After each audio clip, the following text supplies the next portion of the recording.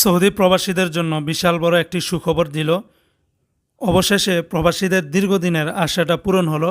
এবার সৌদি আরবে যেখানে বিভিন্ন প্রোডাক্ট, বিভিন্ন সামান, বিভিন্ন কাস্টম অফিসের যারা কর্মকর্তা আছেন, যারা যে সমস্ত মালগুলি তারা নিলামে উঠান, সেই নিলামে এখন থেকে প্রবাসীরাও চাইলে অংশগ্রহণ করে ওই নিলামের সামানগুলি তারা ক্রয় বিক্রয় করতে পারবেন। আগে যেখানে শুধুমাত্র রাজত্ব ছিল সৌদি নাগরিকদের, এখন থেকে প্রবাসীদেরকেও কিন্তু সেই সুযোগটাই দিয়েছে। যে নিউজে বলা হয়েছে এখন থেকে প্রবাসীরাও সৌদি আরবের যে কোনো পাবলিক নিলামে অংশ নিতে পারবেন। গত রোববার অর্থাৎ গেল 30শে জুন 2024 সাল রোজ রোববার থেকে এই ঘোষণা দিয়েছে সৌদি আরবের জাকাত, ট্যাক্স এবং কাস্টম অথরিটি জাটকা।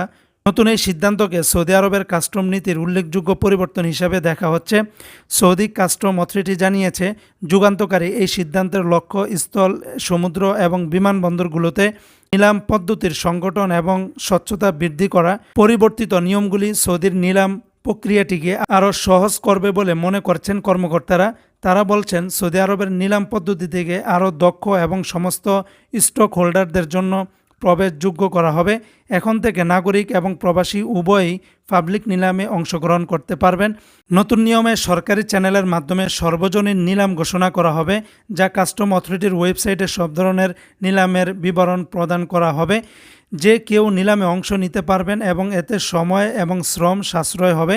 নতুন নিলাম পদ্ধতি আরও বেশি অন্তর্ভুক্তিমূলক হবে এবং দরপত্রের স্বচ্ছতা বাড়াবে। বায়োজাপ্ত, পরিত্যক্ত এবং জব্দকৃত পণ্য যখন নিলামে তোলা হবে, তখন প্রবাসীরাও তা কিনতে পারবেন। আগে প্রবাসীরা সৌদি নিলামে অংশ নিতে পারতেন না।